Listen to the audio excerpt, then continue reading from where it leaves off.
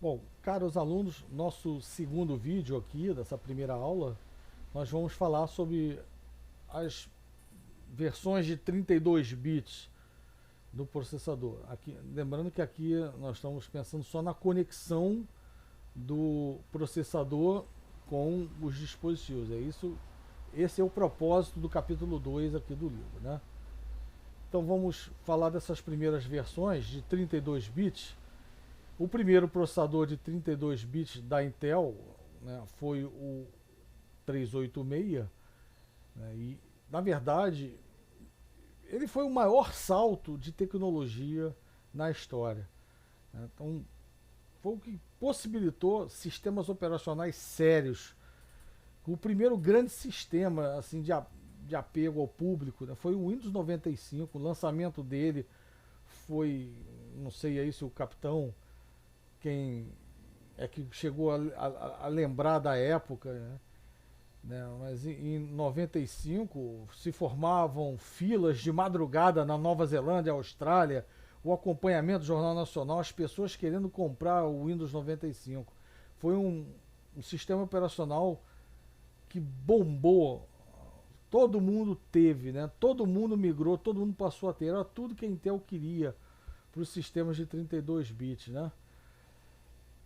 Isso foi possibilitado por causa do projeto extremamente sofisticado do 386 em relação aos seus antecessores, né?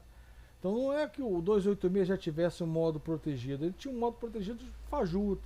Então a gente vai ter um capítulo 9 lá que vai falar de modo protegido e modo longo, ver o que foi colocado a mais que possibilitou, que permitiu, né, a capacidade de acesso à memória, o uso de memória virtual, segmentação, o próprio fato de você poder endereçar 4 GB, né, 2 elevado a 32, em relação a alguns mega que tinham sido disponibilizados anteriormente. E o próprio processamento de 32 bits, tá? Então vamos, por enquanto aqui, a gente vai novamente aquilo que eu falei, você liga o computador, ele está em modo real, né, e vai ser colocado em modo protegido, tá? Mas vamos ver aqui a parte de conexão. Eu vou mostrar para vocês mais adiante nesse capítulo que o fato de ser 32 bits, não que você tenha 32 bits de endereço, que na verdade começa do A2, tá? Começa do A2, já que são 32 bits, A1 e A0 não são usados, tá? Começa do A2, então na verdade são 30 bits de endereço, né? Mas existe um esquema, que é o esquema de bancos de memória, que eu também vou mostrar adiante. Então você vai ter esses sinais de habilitadores de banco, tá? Então isso aqui eu vou deixar para o finalzinho desse capítulo aqui para explicar. Então você tem aqui, por exemplo, uma pinagem de um processador de 32 bits. 32 bits de dados, tá? 32 bits de dados. Isso aqui não era um chip retangular não, tá? Isso aqui é um chip quadrado. Você vê que os pinos aqui na verdade são tipo batalha naval, né? C1, C2, C3, G1, H1, esses são os pinos.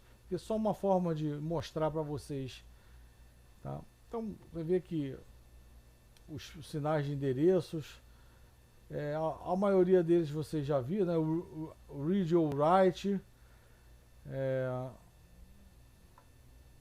tá? A forma diferente, isso aqui com o processador, não interessa mais pra gente, parte de interrupção e DMA.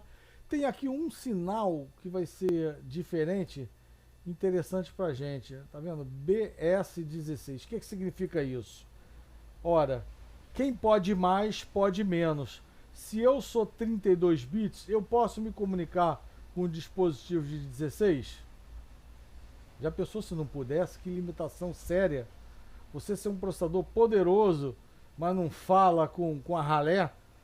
Então, não. Quem for poder se comunicar 16 bits, aciona por coletor aberto esse sinal aqui, tá? E aí você só vai se colocar numa configuração de 16 bits, ok? E ainda tem o BS8. Outras versões seguintes do 386 e 486 apresentaram os chips de BS8, ou seja, dispositivos de 8 bits podem se comunicar com uma CPU de 32, ok? Aqui tem uma leiturazinha, isso aqui é realmente leitura, né? Quando vocês estiverem pegando o livro para dar uma estudada, o modo real do 386, você podia rodar o DOS também, ele em 386, que o 8086 só tem um modo, que é o dele. Tá? O modo real, na verdade, é o modo 8086. A CPU funciona aceitando todos os programas escritos para o DOS, entre aspas, né? Então, na verdade, o modo real ele é um pouco melhor do que o modo 8086, que é o modo real, do que o modo do DOS propriamente dito, né? Então, ele usa uma parte de segmentação que a gente vai ver mais adiante, capacidade de endereçamento, um pouquinho mais do que 1 mega, né? Era 1 mega mais 64K, esse aqui é detalhe de história. Tá, mas tinha alguns recursos a mais, você podia usar 32 bits nele, o registrador de 32 bits dentro do... Então não é bem o DOS, que era 16 bits puro. Então, um pouquinho melhor do que o DOS, o modo real. Tá? Mas o importante é que no modo protegido, você tem muitas coisas a mais, né? Inclusive você pode rodar um programa de DOS dentro do modo protegido. Tá? Não pode rodar dentro do modo longo, não é compatível. Modo 64 bits, não é compatível.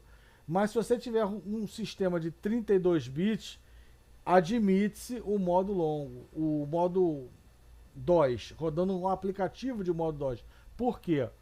Porque existe um submodo chamado modo virtual 8086, que aquela tarefa, aquele aplicativo, ele, apesar de segmentar como no DOS, ele tem uma máquina virtual nele que te deixa, roda o programa, lento pra caramba, mas roda, tá? Interrupções, tudo. Ele intercepta tudo, acesso a I/O, aí você consegue rodar os programas. Nós vamos ver isso aqui no capítulo 9, tá? Depois do 386, foi lançada uma CPU chamada de 486.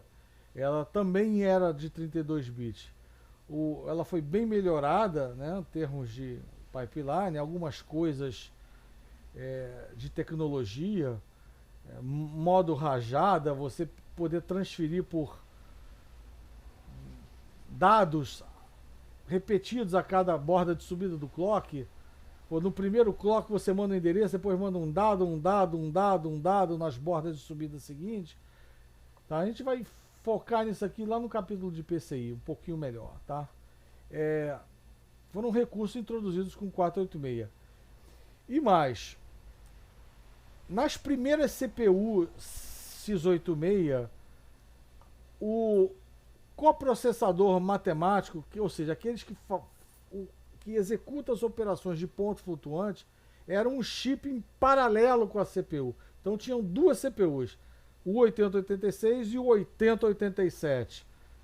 Quando tinha uma CPU para executar uma instrução de ponto flutuante, ela parava e essa aqui entrava em ação. Tá? No 386 a mesma coisa, existia o 387. Meu primeiro trabalho de engenheiro lá no CETEX foi receber um monte de 387 que o CETEX tinha comprado. Termo de recebimento, exame de material. Pego um monte, todos os computadores do CETEX eram 386. Eles compraram uma cacetada de 387 para botar, distribuir nos computadores. Tá? Um computador que não faz conta com o número real, né? Quer dizer, faz, mas você tem que emular, né? Usar uma série de Taylor, alguma coisa para calcular um seno. Um seno já é uma operação básica de um ponto flutuante. Beleza? Mas no 486 em diante, não. O coprocessador passou a vir integrado junto com a CPU. Então a gente fechou esse vídeo curtinho aqui de conexão de 32 bits e eu vou falar da primeira CPU 64 bits no próximo vídeo. Forte abraço.